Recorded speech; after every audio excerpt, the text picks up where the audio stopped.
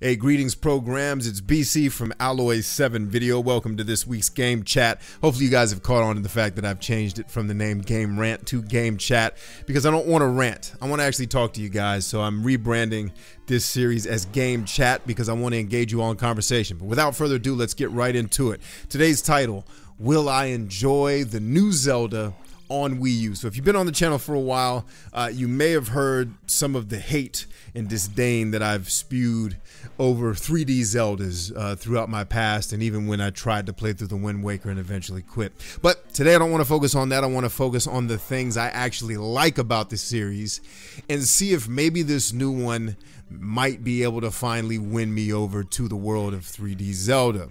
So we don't know a ton about the game yet, so there's going to be a lot of assumption, maybe presumption in this particular video, but bear with me. I've got some thoughts here that may make a little bit of sense, but I know you guys will let me know in the comments if they don't.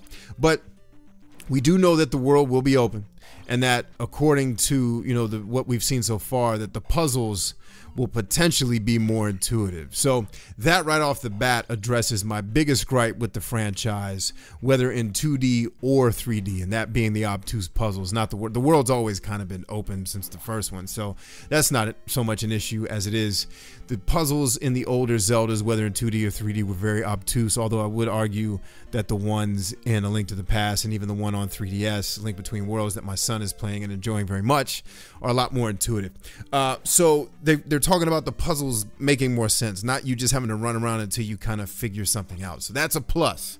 However, platforming in 3D Zeldas I've played, that's the Ocarina of Time and Wind Waker, has always been tough for me to enjoy.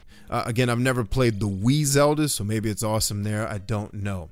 But if they add a jump button to the new Zelda, cut down on some of the 3D navigation control clunkiness that I found in Wind Waker. Think about the part where you're trying to control the boat and also fling bombs at an enemy. I felt that was really overly clunky for games that I've played in 3D that just operate a little bit better. And granted, I understand they're trying to bring a GameCube game into the future, and it doesn't always translate exactly perfectly. But maybe this will give me more control. That's something that I think may be a positive. I'm hoping will come along. The fact that I can control when I jump versus having to run to the ledge and allowing Link to jump on his own, which was something that got really annoying in Wind Waker. But maybe this is a Zelda that I can learn to love. I still won't love puzzles necessarily, but I think they're bearable if they don't completely pull me away from adventuring. If Zelda can nail these things, I think we may have a winner on our hands. And here's the reason why. This is kind of the crux I want to get to, is the things I actually like about Zelda. I know I spent a lot of time talking about my frustrations during that series, but I want to talk about the things that I think the series does extremely well, and consequently rather, why so many fans of the series are such big fans. First of all, the characters are all engaging and endearing, and you're talking about characters that often don't even speak. But Nintendo does a great job of making the characters in Zelda games come to life, especially in the Wind Waker. I loved the interaction between Zelda and Link in that game. Also, the visuals are absolutely gorgeous in just about every Zelda I've ever seen for their time. But I would say Wind Waker stands against some of even the next-gen stuff that I've been playing on PlayStation 4 and PC. So gorgeous visuals, endearing characters, and the sense of adventure has always been on point. I think that's what made a lot of the platforming and puzzling that much more frustrating, is that the adventure parts of the game, aside from the combat, which was a little bit parochial, the sense of adventure, I've got this world to explore and get lost in and try to figure out what's going on, that's always on point with Zelda. That's always what's been my draw to the games.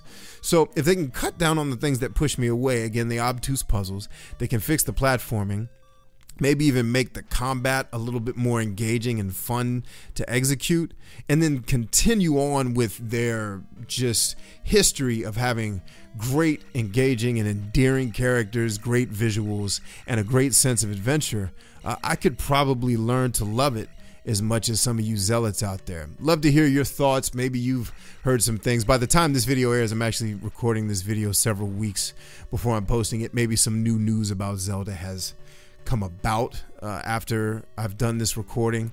But if you know things about the game, something you can add to this conversation, I would love to hear it. Or just come in and tell me about your general love for the game. Or maybe you're in my camp where you've always been kind of put off. I know there's a few of you out there, many of which I actually know in real life, guys that I grew up with who are kind of the same as me.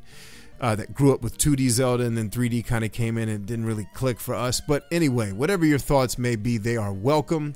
There is no negative feedback. Bring it to the stage, and I'll be happy to engage with all of you in conversation. But with that said, friends, I'm going to go ahead and sign off. Thank you for watching, and thank you for subscribing if you have not done so already. Until next time, friends, until all are one, it's BC, the Brain Supreme here at Alloy 7 Video. Peace and Godspeed.